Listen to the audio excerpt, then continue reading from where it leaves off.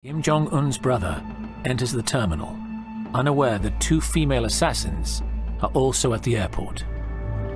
Kalau hari ni semuanya lancar, satu dunia akan kenal kau.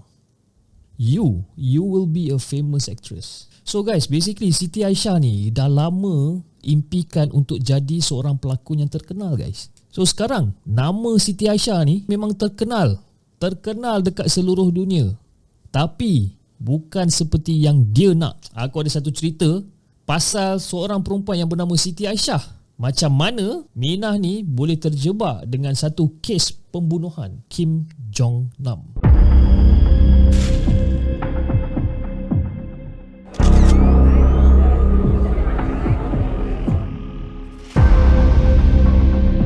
Believed to be responsible for the murder this morning as well as the shootings this afternoon.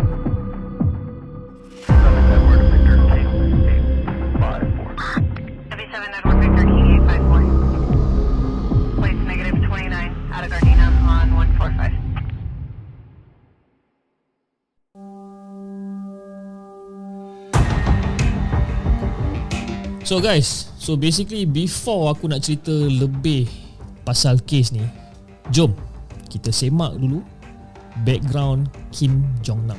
Siapa mamat ni sampai orang kata pembunuhan dia ni dirancang.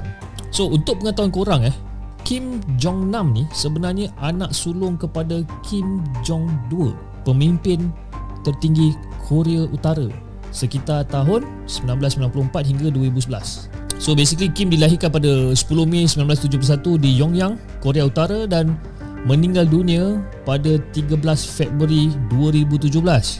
And guess what guys?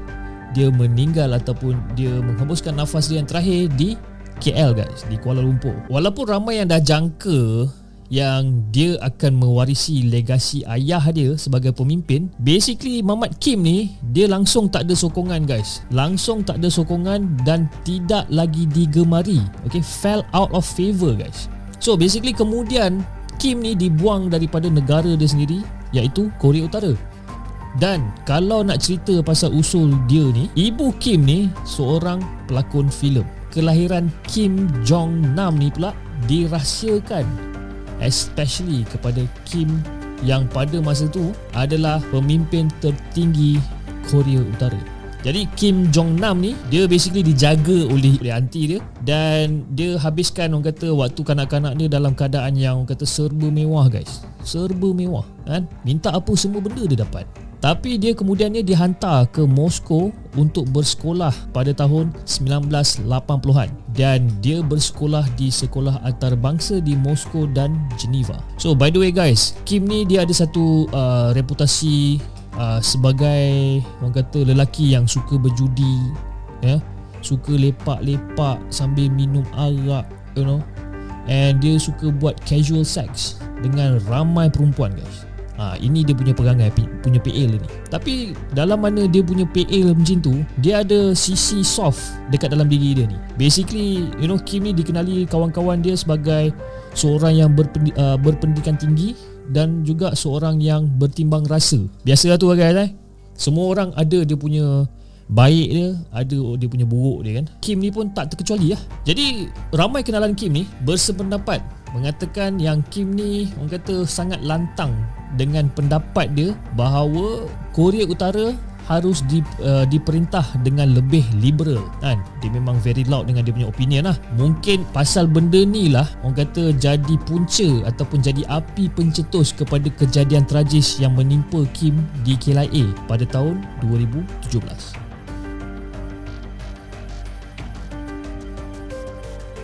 Okay guys, so selepas abang tiri dia Kim Jong-un kira naik pangkat jadi pemimpin tertinggi Korea pada tahun 2011, Kim Jong-nam ni dilaporkan ada beritahu kat kawan-kawan dia yang dia rasa diri dia ni dah tak selamat dah. Jadi bimbang, dia jadi takut, dia jadi worry yang dia akan dibunuh. Tapi masa dia cakap benda ni adalah 6 bulan sebelum dia dibunuh dekat KLIA. Rupa-rupanya guys, apa yang Kim ni ramalkan ataupun apa yang Kim ni expect, benda tu betul-betul terjadi dekat dia masa dia dekat KLIA. Kim Jong-nam ni dia sampai dekat Malaysia pada 6 Februari 2017 dan dia pergi ke sebuah resort di Langkawi pada 8 Februari. And then pada 13 Februari, sehari sebelum Valentine's Day, okay, lebih kurang dalam pukul 9 pagi, si Kim ni dia kena attack guys. Dia kena attack dengan dua perempuan, iaitu seorang daripada Vietnam dan seorang lagi perempuan daripada Indonesia menggunakan VX Nerve Agent. Masa dia kena serang tu, dia kena serang dekat-dekat dengan kios self check-in dekat level 3 di Pacha Hall. Level 3 di Pacha Hall KLIA 2. Kepada siapa yang tak tahu VX Nerve Agent ni apa benda. So VX Nerve Agent ni adalah satu senjata kimia yang diharamkan oleh Chemical Weapons Convention pada tahun 1993. Bahaya guys benda ni So basically lepas dia kena serang, si Kim ni sempat melaporkan ataupun memaklumkan kepada seorang receptionist dekat airport. Bila dia kena serang tu, dia sempat lagi kan bagi tahu dekat satu receptionist dekat airport. Dia kata, aduh, ada orang tarik aku dari belakang, kata kan. Ada orang tarik aku dari belakang. Dia simbah muka aku dengan air kan. Ada perempuan tutup muka aku dengan kain basah, dia cakap. Dalam keadaan panik tu dia cakap benda-benda macam tu. Dan selepas tu si Kim ni diberi rawatan secara serta-merta di airport di Menara Medical Clinic. Satu nurse yang bernama Rabiatul Adawiyah Muhammad Sofi dan satu doktor iaitu Dr. Nick Muhammad Azrul Arif Raja Azlan.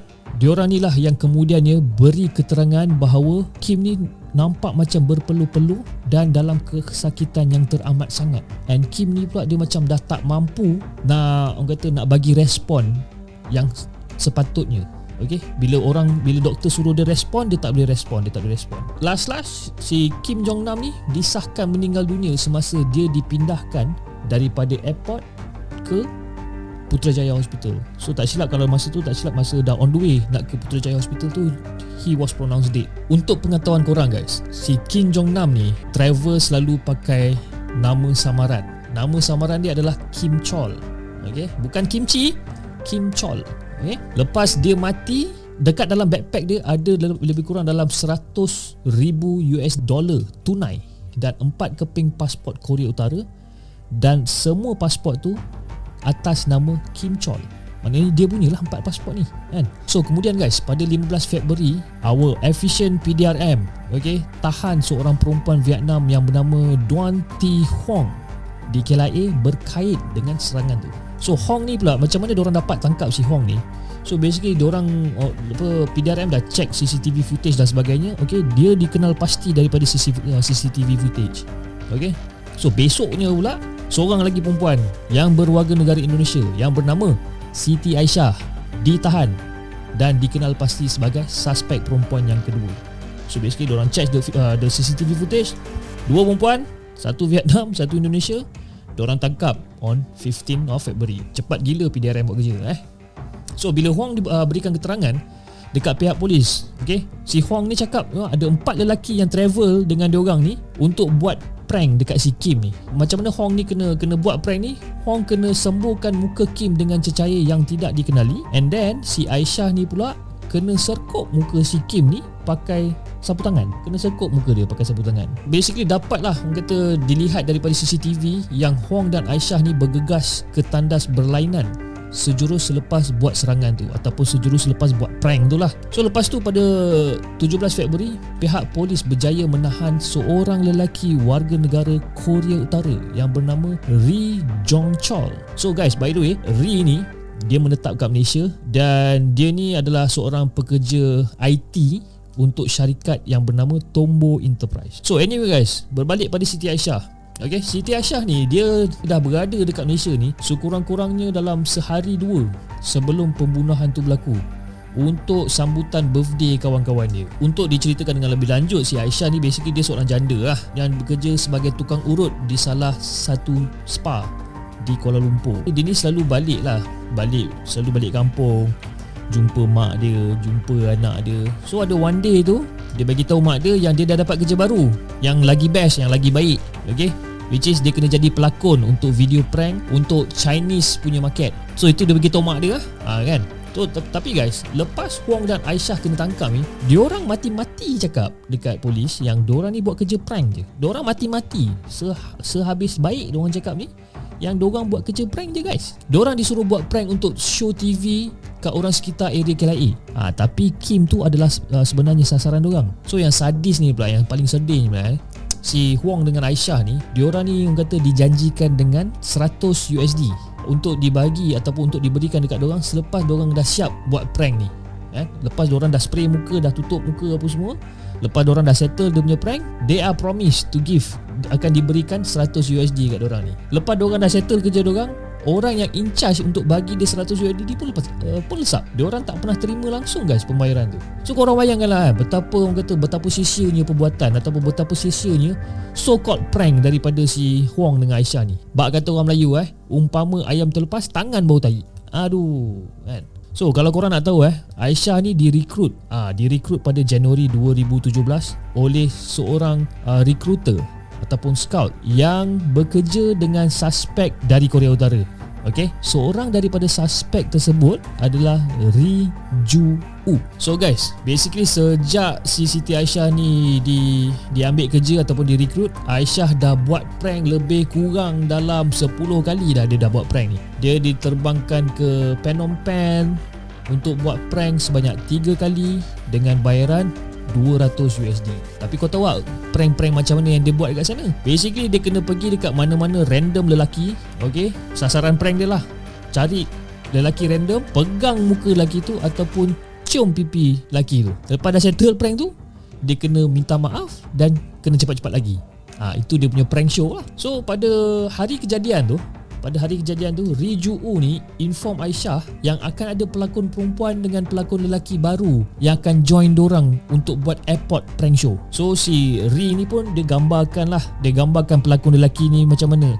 Pelakon lelaki baru, gemuk, botak, bawa beg hitam dan berjaket. So basically apa benda yang si Ri dah describe pada si Aisyah ni memang sebiji sepadan dengan gambaran Kim pada hari kejadian. There's one more information. Basically satu foto seorang lelaki yang bernama James dijumpai dalam telefon Siti Aisyah yang kemudiannya dikenal pasti sebagai Ri Ju-woo. So Ri Ju-woo ni dicari oleh pihak polis, tapi lelaki ni pun pandai. Dia pun basically bila polis cari, lelaki ni pun dah lari dan lepak dekat kedutaan Korea Utara. So next pada 19 Februari, polis Malaysia menamakan 4 orang lagi lelaki warga negara Korea Utara. So basically diorang ni yang tinggalkan Malaysia just right after the attack. Okay, selepas serangan tu diorang terus tinggalkan Malaysia dan diorang ni dikenal pasti sebagai Ri Ji-hyun 33 tahun, Hong Song-hak 34 tahun, ada seorang nama Oh Jong-gil 55 tahun, and then dia ada seorang lagi nama Ri Jae-nam 57 tahun. Alright. So pada waktu tu guys, Ketua Polis Negara kita Tan Sri Khalid Abu Bakar berkata yang pembunuhan tersebut adalah satu usaha terancang guys. Okay, dan 2 orang perempuan yang ditahan dah pun dilatih untuk laksanakan serangan tu. So si Aisyah dengan si Huang ni macam pelik kan, bila masa yang diorang ni kena train untuk buat serangan-serangan macam ni. Dan si Aisyah dan Huang ni berulang kali mengatakan yang diorang tak buat benda ni guys. Tan Sri Khalid pada waktu tu pula mendakwa yang 2 perempuan ni pula sebenarnya memang diorang dah tahu yang diorang handle bahan-bahan beracun ni guys. Memang diorang handle bahan-bahan. Si Huang dengan Aisyah ni memang tahulah yang basically apa benda yang diorang pegang tu adalah bahan kimia, bahan yang sangat beracun. So seterusnya guys, pada 28 Februari, kedua-dua si Huang dengan Aisyah ni dituduh membunuh yang kata membawa hukuman gantung mandatory sampai mati. So basically pada 3 Mac, satu-satunya suspek Korea Utara yang ditahan di Malaysia, Ri Jong-chol, yang aku cakapkan tadi tu, yang kerja dekat Tombo Enterprise tu, dia dibebaskan dan diusir sebab kekurangan bukti daripada pihak kita. Kita tak ada valid proof yang menunjukkan si Mamat ni terlibat kan. So dia diusir keluar. 2 minggu lepas tu guys, pada 16 Mac, Interpol, pihak Interpol telah keluarkan red notice bagi 4 warga negara Korea Utara yang lari ke Pyongyang. Atau bagi korang semua yang tengah menonton ni, yang korang tak tahu apa red notice ni apa benda. So basically red notice ni hanya boleh dikeluarkan oleh pihak Interpol bagi pelarian yang dikehendaki, sama ada untuk pendakwaan ataupun untuk menjalani hukuman. So red notice ni adalah permintaan kepada pihak penguatkuasaan di seluruh dunia untuk menjejak dan menahan seseorang yang menunggu proses penyerahan pending extradition, serah diri atau tindakan undang-undang yang serupa. So lain macam sikit red notice ni kan. So basically benda ni Interpol je yang boleh buat kerja. So selepas semua tu guys, perbicaraan kes pembunuhan oleh Siti Aisyah dan Huang ni mula pada 2 Oktober 2017 yang bertempat di Mahkamah Tinggi Shah Alam Selangor. Dr. Raja Subramaniam, seorang ahli kimia yang ada PhD dalam analisis kimia senjata dari Swedish Defence Research Agency FOI, memberi keterangan bahawa kesan ejen saraf ataupun nerve agent yang VX yang diorang pakai tu didapati ada pada kedua-dua tertuduh. So, ahli patologi kimia time tu pula, nama dia Nur Aisyah Othman, bagi tahu kepada mahkamah yang ujian terhadap sampel darah Kim menunjukkan tahap enzim yang sangat rendah per liter. Keadaan ni hanya boleh diakibatkan oleh racun seperti racun serangga ataupun racun si ejen saraf ni lah, si VX nerve agent ni. Apparently kedua-dua peguam bela Aisyah dengan Huang ni sama-sama bersetuju bahawa anak guam diorang ni tak tahu yang diorang ni handle bahan-bahan beracun dan dijadikan kambing hitam ataupun scapegoat, lagi-lagi dengan ketiadaan 4 suspek warga Korea Utara semasa perbicaraan tu. So guys, hampir 2 tahun guys hampir 2 tahun, pada Mac 2019 Siti Aisyah dilepas tanpa dibebaskan. Korang dengar Siti Aisyah dilepas tanpa dibebaskan selepas tuduhan membunuh yang dikenakan ke atasnya digugurkan. Maksud dia guys ni, Siti Aisyah ni masih boleh dituduh semula kalau ada bukti-bukti baru. Kalau pihak polis jumpa bukti-bukti baru, dia boleh disabit balik ataupun dia boleh dituduh balik. Sebab itu dia cakap dia dilepas tanpa dibebaskan. Sebabkan macam ni lah, kalau diorang jumpa bukti-bukti baru, diorang boleh ambil balik si Siti Aisyah.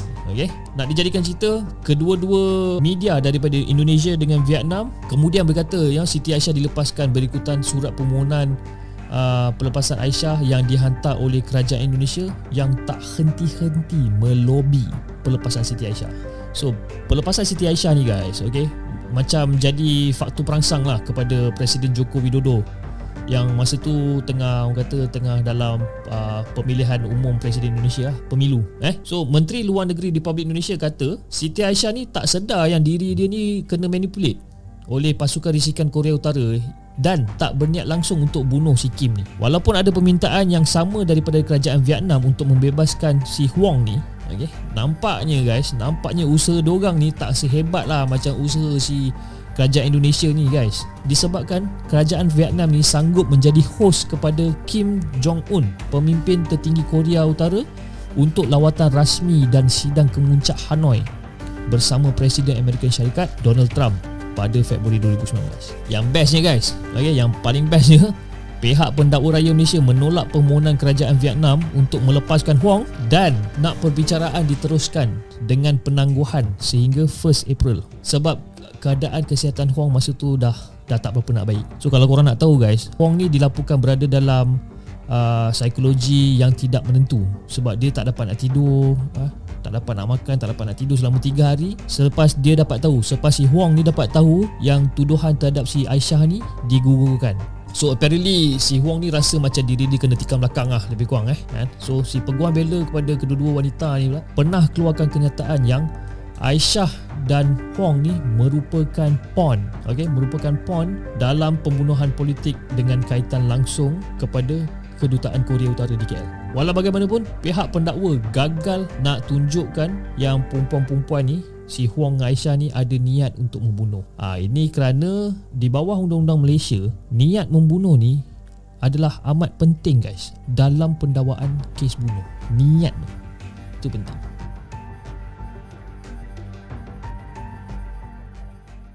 Okay guys, yang ni pula adalah quote ataupun kata-kata pesanan daripada Siti Aisyah masa dia ditermu ramah oleh media antarabangsa selepas pelepasan dia. So yang pertama, Siti Aisyah ceritakan bagaimana rasanya dipergunakan sewenang-wenangnya oleh pembunuh yang tak kisah sama ada dia hidup atau mati. And dia pun cakap lebih kurang macam, diorang kata diorang nak jadikan aku sebagai bintang filem. Aku rasa bodoh sangat sebab mudah percaya kat diorang ni. Aku tak kenal pun siapa Kim Jong-un ni sebelum ni. Aku tak tahu pun kat mana Korea Utara sebelum ni. Jadi macam mana aku boleh terlibat dalam kes yang besar yang ada orang-orang penting ni? Aku cuma seorang perempuan yang dari desa ataupun daripada satu perkampungan yang sangat kecil. Aku percaya aku cuma buat prank. Itu je yang aku tahu. Nombor 2. Yang kedua, dijanjikan wang yang banyak dan berkemungkinan hubungan cinta. Siti Aisyah mengaku yang dia ni gelap mata dan terpesona. So dia pun cakap macam, aku boleh buat RM400 untuk kerja selama 15 minit. Kalau dekat tempat hotel yang aku kerja, aku boleh hanya dapat RM20 untuk satu pelanggan. James kata dia akan bawa aku pergi ke Amerika. Aku dah bagi pasport aku dekat dia, so dia boleh uruskan visa untuk aku. Jadi memang aku excited, memang aku happy. Jadi aku fikir inilah yang akan mengubah hidup aku dan aku boleh tinggalkan kehidupan lama aku di belakang. Aku mengaku aku suka James sebab dia handsome, tapi pemalu dengan perempuan. Tapi sebab itulah aku hilang pertimbangan dan tak fikir nak soal dengan lebih terperinci pasal kerja baru yang aku nak kena buat tu. Sebenarnya semua itu latihan untuk satu misi yang sangat bahaya. Dan poin yang ketiga, Siti Aisyah dia menyesal guys. Okay? Dan dia cakap lebih kurang macam, aku harus menerima bahawa aku seorang yang mudah tertipu. Aku marah dan aku sedih dengan James sebab aku luahkan banyak perkara peribadi dekat dia. Tapi dia letakkan aku dalam situasi yang teruk dan dia tak kisah sama ada aku hidup atau mati. Dan yang keempat, si Aisyah ni dia nampak tergoda lah dengan dengan kekayaan, kemasyhuran yang dia akan dapat secara tak wajar. Dan dia pun cakap macam, siapa yang boleh bayangkan orang yang macam aku yang cuma lulusan sekolah rendah, boleh menjadi terkenal di seluruh dunia.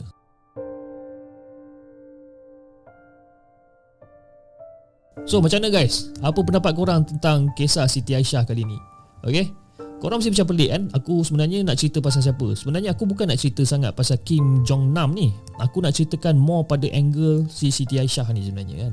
Betul ke si Siti Aisyah ni memang tak tahu langsung? Dan orang kata dia ni macam konon-kononnya tertipu dengan janji manis? Ataupun dia ni memang seorang pelakon? Ataupun dia ni memang seorang pelakon yang padu, yang baik, yang macam dia selalu nak? Betul ke pembunuhan ni diarah sendiri oleh pemimpin tertinggi Korea Utara? Korang boleh tuliskan dekat ruangan komen. So now guys, apa iktibar yang kita boleh ambil daripada kisah ni? First things first kita jangan mudah percaya dekat sesiapa guys. Okay? Benda-benda macam janji ni, orang kata nak bagi janji tu memang senang, tapi orang kata susah, orang kata nak fulfill ataupun susah nak tepati janji kan.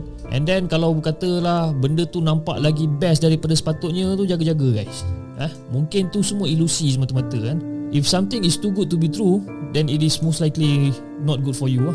So guys, aku rasa sampai situ sajalah. Till the next one guys. Assalamualaikum.